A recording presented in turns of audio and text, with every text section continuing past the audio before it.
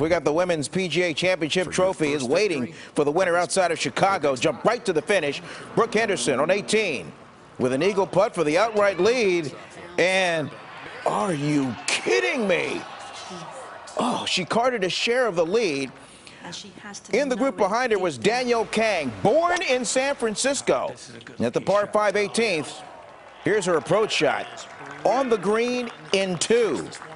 144 LPGA starts, no wins until today, as the 24-year-old became a major champion. That's Kenny Perry.